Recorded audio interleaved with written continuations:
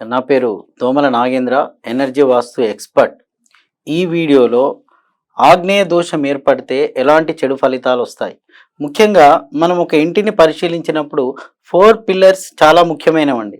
వాటిని మూలలు అంటారు. ఈశాన్య మూల, ఆగ్నేయ మూల, వాయువ్య మూల, నైరుతి మూల. సో ఇప్పుడు నేను ఆగ్నేయ మూల గురించి చెప్తున్నాను. అది లోపిస్తే ఎలాంటి చెడు ఫలితాలు వస్తాయో మనం ఈ వీడియోలో గమనించవచ్చు. మీరు చూడండి, ఒక ఇంట్లో 4 పిల్లర్స్ చాలా ముఖ్యమైనదండి. ఇలా చూడండి, ఇదొక పిల్లర్, ఇదొక పిల్లర్, ఇదొక పిల్లర్, ఇదొకటి. అంటే ఈ 4 పిల్లర్స్ 1 2 3 4 ఇవి గనక మంచిగా ఉంటే ఆ గది స్టాండర్డ్గా ఉంటుంది, ఆ ఇల్లు స్టాండర్డ్గా ఉంటుంది. సో ఎక్కడ ఇంబ్యాలెన్స్ కాదు. ఈ పిల్లర్ అవుట్ అయిపోయినా కూడా ఇది ఇంబ్యాలెన్స్ అవుతుంది, ఇది అవుట్ అయినా ఇంబ్యాలెన్స్ అవుతుంది, ఇది అవుట్ అయినా ఇంబ్యాలెన్స్ అవుతుంది. సో 4 మూలలు 4 దిక్కులు చూసుకోవాలి. కానీ దాంట్లో ముఖ్యంగా 4ని మనము ఫింగర్ టిప్స్ మీద 1 2 3 4 ఫింగర్ టిప్స్ మీద మీరు గమనించవచ్చు. ఇంట్లో ఉన్న గృహిణి కూడా పరిశీలించవచ్చు.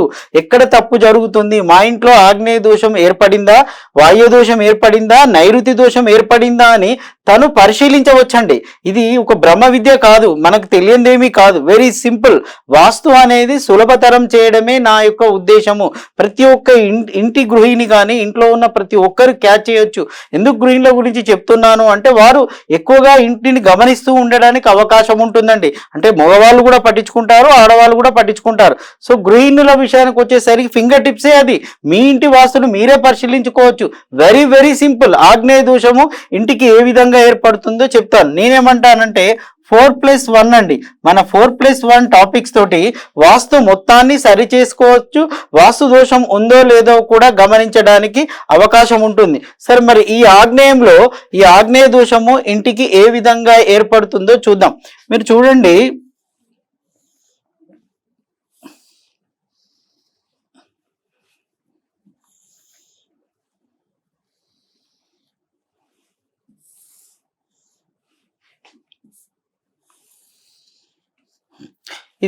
ఇది ఈశాన్యం అండి, ఇది ఆగ్నేయము, ఇది వాయువ్యము, ఇది నైరుతి.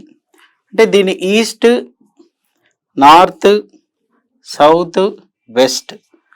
ఈస్ట్కు, నార్త్కు, తూర్పుకు, ఉత్తరానికి మధ్య ఉన్న భాగం ఈశాన్యం అవుతుంది. తూర్పుకు, దక్షిణానికి మధ్య ఉన్న భాగం ఆగ్నేయం అవుతుంది. ఉత్తరానికి, పడమరకు మధ్య ఉన్న భాగం వాయువ్యం అవుతుంది. సౌత్కు, వెస్ట్కు మధ్య ఉన్న భాగం, దక్షిణానికి, పడమరకు మధ్య ఉన్న భాగం నైరుతి అవుతుంది. సో ఇప్పుడు నేను చర్చించేది ఈ ఆగ్నేయం గురించి. సో ఈ ఆగ్నేయంలో డ్యామేజ్ అయింది అనుకోండి, ఆగ్నేయ దోషం ఏర్పడుతుంది. ముఖ్యంగా మన తరతరాలుగా ఈ దోషాన్ని మనమే వారసత్వంగా తెచ్చుకుంటూ ఉంటున్నాం. ఈ సబ్జెక్ట్లో నేను మూలాల గురించి కూడా చెప్తున్నాను. ఆ మూలాలు ఏ విధంగా వస్తాయి, మన ఇంట్లో ఒక దోషం ఏర్పడిందంటే అది మూలాలండి. మన పూర్వీకుల ఆస్తి, తాత ముత్తాతల నుంచి మనల్ని ఫాలో అవుతూ ఉంటుంది. ఎలా ఫాలో అవుతుంటుందో ఈ వీడియో చూస్తే మీరే గమనించవచ్చు. అవునా కాదా మీరే పరిశీలించి నాకు చెప్పండి. చూడండి, ఏం చేస్తాము అంటే ఈ ఆగ్నేయ మూలకు టాయిలెట్ను కప్పుగా వేస్తాం. ఇక్కడ ఇది టాయిలెట్ లేదా బాత్రూమ్ను కప్పుగా వేస్తాం. చాలా ఇళ్లలో ఇది కనబడుతూ ఉంటుంది, ఇప్పటికీ కూడా ఇది కనబడుతూ ఉంటుంది. సో దానివల్ల ఏమవుతుందంటే, ఎప్పుడైతే మీరు ఇది కప్పుగా వేస్తారో ఆగ్నేయ మూల, ఇది ఆగ్నేయ దోషం ఏర్పడుతుంది. అంటే తూర్పు గోడకు తర్వాత దక్షిణం గోడకు టచ్ చేసి మనం వేసినప్పుడు ఆగ్నేయం కప్పవుతుంది. అది ఆగ్నేయ దోషాన్ని క్రియేట్ చేస్తుంది. ఇప్పటికీ చాలా ఇళ్లలో నేను గమనిస్తూ ఉంటాను, సార్ అది ఆగ్నేయం కాబట్టి అక్కడే వేయాలి కదా సార్, శుక్రుడి స్థానం కాబట్టి అక్కడే వేయాలి కదా అంటే, నేనేమంటాను అంటే ఇది ఇక్కడ ఫైర్ నిప్పు డెవలప్ కావాలండి. మంట పుట్టే స్థానాన్ని ఏం చేయాలి, మంట మండే విధంగా ఏర్పాటు చేసుకోవాలి. అంతేగాని మంట మీద నీళ్లు పోయడానికి వీలు లేదు. ఇక్కడ పెట్టినటువంటి ఈ టాయిలెట్, ఈ బాత్రూమ్ దేనికి వాడతాం మనము, నీళ్లు పోస్తూ ఉంటాము. దానివల్ల నిప్పు డెవలప్ కాదు, నిప్పు పుట్టదు, ఫైర్ జనరేట్ కాదు. సో దాంతో ఆగ్నేయ దోషం ఏర్పడుతుంది. అదొక తప్పిదం అవుతాయి. మరొక తప్పిదం మనం ఏం చేస్తూ ఉంటామంటే, ఇక్కడ చూడండి, సెప్టిక్ ట్యాంక్ వేస్తూ ఉంటామండి. సెప్టిక్ ట్యాంక్, ఈ సెప్టిక్ ట్యాంక్ ఏంటి, నీటితో నిండినటువంటి స్థానం. అది నీటితో నిండిందంటే నీరు ఎలాంటిదండి, అది మీకు తెలుసు. అది ఆ నీరు గురించి చెప్పాల్సిన అవసరం లేదు. అది కూడా దోషమే. ఎందుకు దోషం అని చెప్తున్నాను అంటే, అక్కడ మంట మండాలి, నిప్పు పుట్టాలి, కానీ దాని మీద నీళ్లు పోస్తున్నాం. సో దానివల్ల ఆగ్నేయ దోషం ఏర్పడుతుంది. ఇది కూడా మనంతటా మనం చేసుకున్నదే.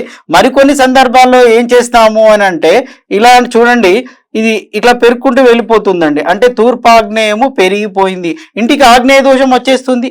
మనమే కాంపౌండ్లో పెంచుకున్నాం దాన్ని, మన స్థలం అలా ఉందండి, అందుకే కాంపౌండ్లో పెంచుకున్నాం అంటాం. దానివల్ల తూర్పు ఆగ్నేయ దోషం వచ్చేస్తుంది. మరికొన్ని సందర్భాల్లో ఎలా ఉంటుంది అంటే సో దీన్ని ఇలా పెంచుకుంటూ ఉంటాం. సో దాంతో ఏమవుతుంది అంటే దక్షిణాగ్నేయం పెరుగుతుంది, ఆగ్నేయ దోషం వస్తుంది. మీరే గమనించండి, ఇది తగ్గింది, ఇది పెరిగింది, ఇది తగ్గింది, ఇది పెరిగింది. ఇక్కడ కూడా చూడండి, ఇది తగ్గింది, ఇది పెరిగింది. అంటే ఇది తగ్గింది అంటే అది పెరిగింది, ఇది తగ్గింది అంటే అది పెరిగింది. నైరుతి తగ్గింది, ఆగ్నేయం పెరిగింది. దానివల్ల ఆగ్నేయ దోషము ఇంటికి వస్తూ ఉంటుంది. సో ఆగ్నేయంతో ఆడుకోకూడదండి, ఫైర్తో ఆడుకోకూడదు. ఇది పంచభూతాల ప్రభావం అండి. ఇప్పుడు ఇది అగ్ని అనేది మన బాడీలో కూడా ఉంటుంది, మన శరీరంలో కూడా టెంపరేచర్ ఉంటుంది. ఇక్కడ టెంపరేచర్ ఇంబ్యాలెన్స్ అయితే మన శరీరం కూడా ఇంబ్యాలెన్స్ అవుతుంది. మన శరీరంలో టెంపరేచర్ పెరగకూడదు, తగ్గకూడదు. అవును కదా, అలాగే ఇంటికి కూడా అంతే, బ్యాలెన్సింగ్ లో ఉండాలి. మరి ఇక్కడ చూడండి, మరికొన్ని సందర్భాల్లో కొన్ని ఇళ్లలో ఆగ్నేయమే కట్ అవుతుందండి, ఇలా కట్ చేసి ఉంటుంది ఆగ్నేయం. ఎందుకు ఇలా కట్ చేశారు అంటే మా ఇంట్లో పూర్వీకుల నుంచి అలాగే వస్తుంది, లేదు మన ల్యాండ్ ఆ విధంగా ఉందండి, అందుకే కాబట్టి మేము అప్పటి నుంచి అలాగే ఉంచుకుంటున్నామంటారు. అంటే ఆగ్నేయ దోషం అది. ఈ ఆగ్నేయ దోషము ఇలా కట్ అయిపోయింది అనుకోండి, దాని ప్రభావం ఇంట్లోకి వస్తుంది. సో దాన్ని మీరు బ్యాలెన్స్ చేసుకోవాలి. ఎలా బ్యాలెన్స్ చేసుకోవాలి? ఇలా బ్యాలెన్స్ చేసుకోండి. సో అప్పుడు న్యూటన్ థర్డ్ లా ప్రకారము ఎనర్జీ లెవెల్స్ బ్యాలెన్స్ అవుతాయండి, లేకుంటే బ్యాలెన్స్ కావు. అందుకే ఏమంటాను అంటే ఈ కటింగ్ అనేది లేకుండా చూసుకోండి. హెచ్చు తగ్గులు ఉండకూడదు, కటింగ్ కూడా ఉండకూడదు, అక్కడ సెప్టిక్ ట్యాంక్ కూడా రాకూడదు, అక్కడ ఆగ్నేయ మూలకు టాయిలెట్ బాత్రూమ్ కూడా రాకూడదు. మరికొన్ని సందర్భాల్లో మనం ఎలాంటి మిస్టేక్ చేస్తాము అంటే ఇక్కడ చూడండి, ఇక్కడ మెట్లు ఇస్తామండి, ఇది మెట్లు. ఈ మెట్లు ఇచ్చేసి ఏం చేస్తాము అంటే మెట్ల కింద టాయిలెట్ ఇస్తాం, ఇక్కడ బాత్రూమ్ కానీ టాయిలెట్ కానీ కడతాం. అప్పుడు ఏమవుతుంది అంటే మెట్లు ఇచ్చాము అనగానే అది కాస్తూ కూస్తూ పెరగడమే, దాంట్లో సందేహం ఏమాత్రం లేదు. కానీ కింద బాత్రూమ్ కానీ టాయిలెట్ ఇచ్చామనుకోండి, ఏమవుతుందండి ఆటోమేటిక్గా అది ఆకారం వస్తుంది, నిర్మాణం ఏర్పాటు చేసుకుంది, దాంతో తూర్పాగ్నేయం పెరిగిపోతుంది. Simple logic. సో ఇక్కడ తూర్పాగ్నేయం పెరిగిపోయినట్టే. అంటే కొందరు ఏమంటారు నన్ను, సార్ ఇది యూట్యూబ్లలో చూసేసి ఈ మెట్ల కింద టాయిలెట్స్ ఉండకూడదు, బాత్రూమ్స్ అనగానే మేము వాడడం లేదండి అంటారు. చాలా బాగా చెప్పారు, కానీ అక్కడ ఆకారం పెరిగిపోయిందండి, వాడినా వాడకున్నా ఆకారము పెరిగిపోయింది. సో దాని ఫలితాన్ని అనుభవించవలసి వస్తుంది. సో ఈ విధంగా తూర్పాగ్నేయం పెరిగిపోవడం జరుగుతూ ఉంటుంది. మరికొన్ని సందర్భాల్లో ఏం చేస్తూ ఉంటారంటే ఆగ్నేయ దోషం ఏ విధంగా ఏర్పడుతుందో చెప్తున్నాను చూడండి. మరికొన్ని సందర్భాల్లో ఇక్కడ ఎలివేషన్ వాల్ ఉంటుందండి. ఇక్కడ ఈ ఎలివేషన్ అనేది కింది నుంచి గ్రౌండ్ నుంచి పైకి ఇస్తూ ఉంటారు. ఎప్పుడైతే ఇక్కడ వాల్ కింది నుంచి లేసిందో పైకి లేవగానే ఇక్కడ ఆగ్నేయం పెరిగిపోయింది, తూర్పాగ్నేయం పెరిగిపోయిందండి. సో దాంతో తూర్పాగ్నేయ దోషం వచ్చేసింది. మరికొన్ని సందర్భాల్లో ఏం చేస్తారంటే సెప్టిక్ ట్యాంక్ కూడా ఇక్కడ కింద మెట్ల కిందనే ఇస్తారు. మరి మెట్ల కింద సెప్టిక్ ట్యాంక్ ఇవ్వకూడదా? సో ఇక్కడ కూడా ఆగ్నేయంలో సెప్టిక్ ట్యాంక్ ఇవ్వకూడదండి. మరి ఆగ్నేయంలో సెప్టిక్ ట్యాంక్ ఇవ్వకూడదంటే ఏం చేయాలి అంటే జనరల్ ఫార్ములా నేను అందరికి చెప్పేది ఒకటే ఫార్ములా అండి. ఇది కనుక 45 ఫీట్ ఉందనుకోండి, ఇది 45 ఫీట్లు ఉంటే 45 ఫీట్ ఉంటే ఒక్కొక్కటి 5 ఫీట్ 9 భాగాలుగా దాన్ని డివైడ్ చేయాలి. అప్పుడు ఒక్కొక్కటి మనకు 5 ఫీట్లు వస్తుంది. అంటే 10 ఫీట్లు అనమాట. ఇది 5, ఇది 5, ఇది 5 అంటే 10 ఫీట్లు. 10 ఫీట్ల తర్వాత సెప్టిక్ ట్యాంక్ వేసుకోవాలి. అంటే 9 భాగాల్లో 2 భాగాలు దాటిన తర్వాత సెప్టిక్ ట్యాంక్ వేసుకోవాలి, అది లెక్క. సో ఇక్కడి నుంచి కూడా ఇదే సేమ్. ఈ సెప్టిక్ ట్యాంక్ అనేది ఇంటికి కాదంటే కాంపౌండ్ చూసుకోవాలి. అప్పుడు కూడా ఇక్కడి నుంచి 10 భాగాలు అంటే 2 భాగాలు అంటే 10 ఫీట్ల తర్వాత వేయాలి. కానీ 10 ఫీట్ల తర్వాత రాకుండా ఇక్కడ 2 ఫీట్లు వస్తుంది. జనరల్ గ్యాప్ మనం 2 ఫీట్ తీసుకున్నాం అనుకోండి. సో ఇక్కడ ఇమ్మీడియట్గా వేసేస్తే 10 ఫీట్లు దాటి రాదు. అందువల్ల ఏమవుతుంది, అక్కడ సెప్టిక్ ట్యాంక్ వేయడం వల్ల ఆగ్నేయ దోషం ఏర్పడుతుంది. మెట్ల కింద వేసుకోకూడదా అంటే వేసుకోవచ్చు, కానీ ఆగ్నేయ భాగాన్ని తొలగించి వేయాలి. మరి ఆ సెప్టిక్ ట్యాంక్ వేస్తున్నప్పుడు కండిషన్స్ ఏంటండి, పిల్లర్కి ఎదురుగా రాకూడదు, డోర్కి ఎదురుగా రాకూడదు అని కండిషన్స్ ఉన్నాయి. వాటిని బేస్ చేసుకొని ఆ యొక్క సెప్టిక్ ట్యాంక్ నిర్మాణాన్ని ఆలోచించండి. ఇది కూడా చాలా ప్రముఖ పాత్ర పోషిస్తుంది. ఇంటి మొత్తంలో నెగిటివ్ ఎనర్జీ కట్ చేసే శక్తి ఆగ్నేయంకు మాత్రమే ఉంది.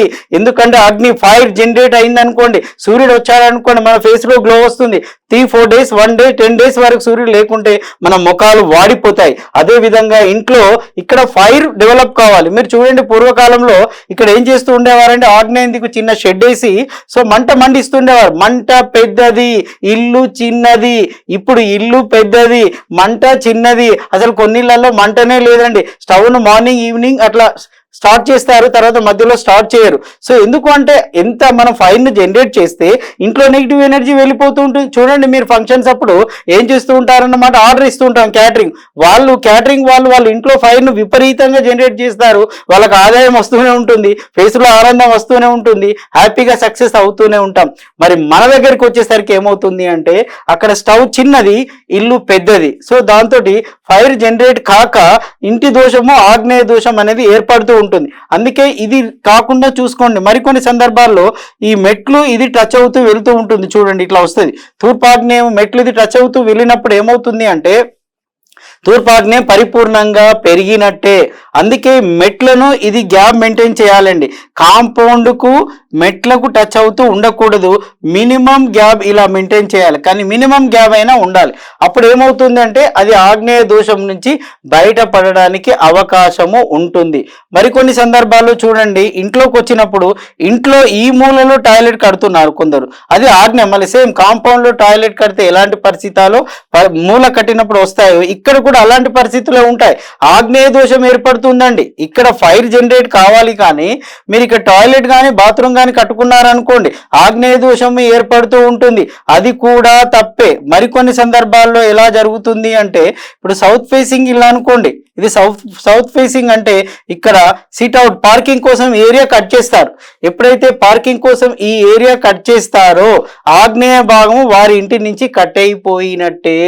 అప్పుడు ఏం పెరుగుతుంది చూడండి, ఇగో దక్షిణాగ్నేయం పెరిగింది, ఈ దక్షిణ నైరుతి పెరిగింది. ఎప్పుడైతే దక్షిణ నైరుతి పెరిగిందో ఇంట్లో ఉన్న యజమానిరాలకు ప్రమాదం అండి.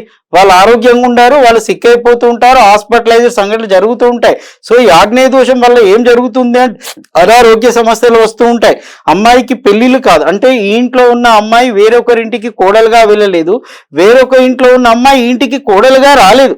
ఒకవేళ వచ్చినా కూడా మళ్ళీ తిరిగి పుట్టింటికి వెళ్ళిపోయే అవకాశం. ఇప్పుడు అమ్మాయి ఇంట్లో ఉన్న అమ్మాయి ఉందనుకోండి, ఆమెకు పెళ్లి చేసి పంపించేశారు. సో పెళ్లి కావడమే ఈ రోజుల్లో కష్టం అండి. సో ఆగ్నేయ దోషం ఉంటే ఏం చేస్తుంది, ఆ వారి భార్యాభర్తల మధ్య డిస్టర్బెన్స్ స్టార్ట్ అయిపోయి అమ్మాయి ఇంటికి వస్తుంది. కొందరు అంటారు, సార్ ఇది వాస్తులో నేను పరిశోధనలో గమనించిన పాయింట్ అండి, ఒక 7-8 సంవత్సరాల నుంచి నేను పాయింట్ చెప్తూ ఉన్నాను. అందరిలో ఆలోచన ఏంటంటే మన పుట్టింటికి అమ్మాయికి సంబంధం ఉండదు, పెళ్ళయింది వెళ్ళిపోయిందని ఆలోచన. నేనేమంటాను, అమ్మాయికి ప్రాబ్లం వస్తే ఎవరికి ఫోన్ చేస్తుంది, మదర్కో ఫాదర్కో కదా రెగ్యులర్ టచ్లో ఉండేది. అక్కడ ఏమైనా ఇబ్బంది అయితే ఎవరింటికి వస్తుంది, తల్లిగారింటికి వస్తుంది. అందుకే నేను మరీ చెప్తున్నాను, మీ ఇంట్లో ఆగ్నేయ దోషం ఉందనుకోండి మంచి సమయంలో పెళ్ళైనా అమ్మాయి తిరిగి ఇంటికి రావచ్చు.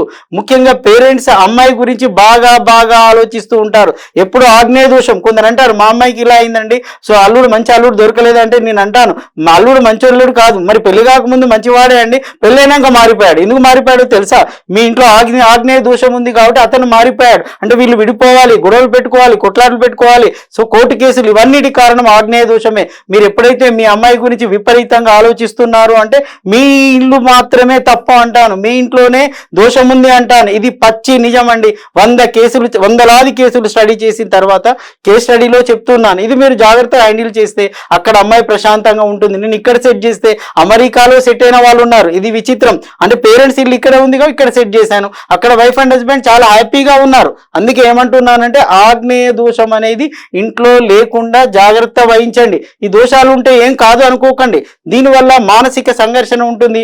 మళ్ళీ కొన్ని సందర్భాలు ఎలా ఉంటుందంటే పెళ్ళి అయితే అమ్మాయి ఇక్కడ ఉంటుంది, అమ్మాయి భర్త వేరే కాడ ఉంటాడు, ఉండనట్టున్నా ఒక్కోసారి కోర్టు కేసు అవుతుంది, పూర్తిగా కేసు డీల్ కాదు. సో ఇటువైపు ఎండింగ్కు రాదు. ఒక్కొక్కసారి అమ్మాయికి సంతానము కూడా పుట్టకపోవచ్చు.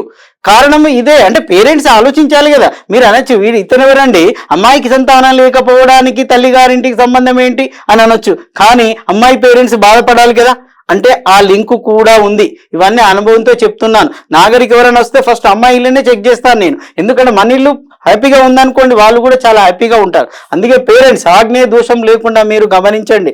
సరే నేను చెప్పిన ఏంటి, అన్ని హ్యాపీగా ఉన్నప్పుడు పట్టించుకోవాల్సిన అవసరం లేదు, ఇవి దోషాలు అనుకోవాల్సిన అవసరము కూడా లేదు.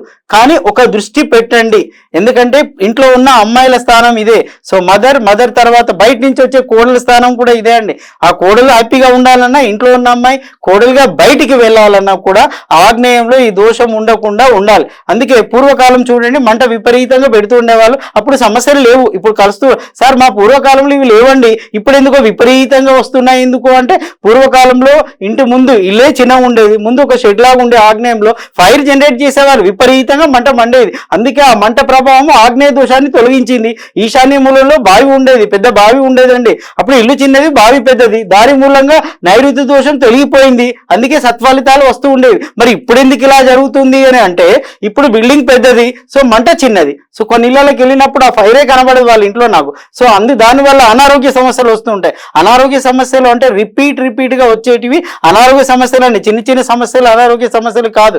సో రిపీట్ ఒకరి తర్వాత ఒకరు సిక్ అవ్వడము, హాస్పిటల్ పాలవ్వడం, సో ఇవన్నిటిని అనారోగ్య సమస్యలుగా మనం గుర్తించవచ్చు. అవి మీరు గమనిస్తే అర్థమవుతుంది. దాని కారణం కూడా ఆగ్నేయమే. శుభాలు లేవు, అనారోగ్య సమస్యలు వస్తున్నాయి, ఆర్థిక ఇబ్బందులు కూడా దీని మూలంగానే వస్తాయి. కొన్ని హోటల్కి వెళ్ళినప్పుడు నేను ఏమంటానంటే, బాబు మీ బర్నర్ ను కంటిన్యూగా ఫ్లేమ్ వస్తూనే ఉంచు అంటాను. ఎందుకు సార్ ఇప్పుడు ఎవరు లేరు కదా, నీ ఫ్లాస్క్ లో టీ పెట్టి పెడతాను. తప్పు, బర్నర్ ను కంటిన్యూగా ఉంచితే ఫైర్ జనరేట్ అవుతే కస్టమర్స్ వస్తూ ఉంటారు, డబ్బు తీసుకొని వస్తూ ఉంటుంది, అక్కడ ఉన్న నెగిటివ్ ఎవరైతే వచ్చి వాళ్ళ నెగిటివ్ డిపాజిట్ చేయకుండా ఫైర్ కట్ చేస్తూ ఉంటుంది. కాబట్టి మాక్సిమం సాధ్యమైనంత వరకు ఈ స్టవ్ ను మార్నింగ్ అండ్ ఆఫ్టర్నూన్ ఈవినింగ్ ఒకసారి జనరేట్ పుట్టించండి. అందుకే ఎవరైనా బంధువులు వచ్చారనుకోండి, టీ సాంప్రదాయం కూడా అందుకే పుట్టుకొచ్చింది. సో వాళ్ళు రాగానే సాంప్రదాయం వాళ్ళు టీ ఇస్తాం, వేడి టీ ఇస్తూ ఉంటాం, వాళ్ళు దాని మూలంగా ఏమవుతుంది, ఇక్కడ ఫైర్ జనరేట్ అవుతుంది. వీళ్ళు రావడం వల్ల ఏమవుతుంది, ఇంట్లో ఉన్న నెగిటివ్ వాళ్ళు తీసుకొని వెళ్ళిపోతారు. సో ఇన్ని బెనిఫిట్స్ ఉన్నాయండి. కిచెన్ మీరు ఎంత చక్కగా చూసుకుంటే అప్పుడు కిచెన్ వల్ల మీకు సత్ఫలితాలు వస్తూ ఉంటాయి. సో ఆగ్నేయమే మీ ఇంటికి శ్రీరామ రక్ష. మీరు హ్యాపీగా ఉండాలంటే కిచెన్ ఇక్కడ చూడండి, ఇది కట్ కాకూడదండి, కట్ కాకుండా ఇది లెవెల్గా ఈ విధంగా ఉన్నప్పుడు హ్యాపీగా ఉంటుంది. సో ఇప్పుడు నేను చెప్పే సబ్జెక్ట్ అండి, మూలాల గురించి చెప్తున్నాను. ఈ మూలాలు వంశ పారంపర్యం వస్తూ ఉంటాయి. యూట్యూబ్ చరిత్రలో వాస్తులో కానీ ఏ బుక్లో ఇప్పుడు నేను చెప్పే టాపిక్ లేదు.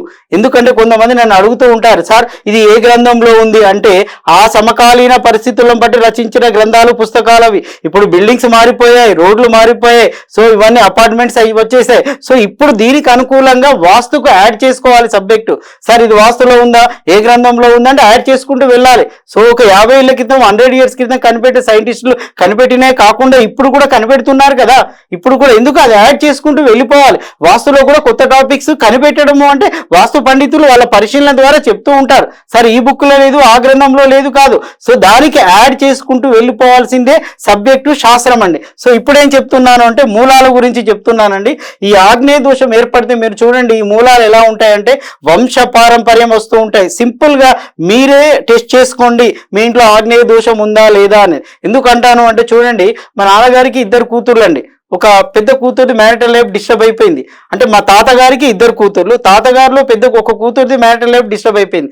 ఆ తర్వాత మా నాన్నగారికి 2 కూతుర్లు, అంటే మా సిస్టర్స్, దాంట్లో ఒకరిది మ్యారిటల్ లైఫ్ డిస్టర్బ్ అయిపోయింది. ఈ పదం ఎందుకు చెప్తున్నానంటే ఈ మూలాలు వంశ పారంపర్యం. దీనికి బెస్ట్ ఎగ్జాంపుల్ చెప్తానండి, మన చిరంజీవి గారు తెలుసు కదా, చిరంజీవి గారు అభిమానం అండి, వారంటే చాలా ఇష్టం. వారింట్లో కూడా చూడండి, చిరంజీవి గారి నాన్నగారికి 2 కూతుర్లు, ఇద్దరు కూతుర్లో కూతురు మ్యారిటల్ లైఫ్ డిస్టర్బ్ అయిపోయింది. సో చిరంజీవి గారు వాళ్ళంతా కలిసి తనకు సపోర్ట్ చేయడం జరిగింది, వాళ్ళు సక్సెస్ అవుతూ ఉన్నారు. అయితే మళ్ళీ చిరంజీవి గారికి 2 కూతుర్లు ఉన్నారు కదా, సో దాంట్లో ఒక కూతురు మ్యారిటల్ లైఫ్ కూడా డిస్టర్బ్ అయింది, మీరు గమనించవచ్చు.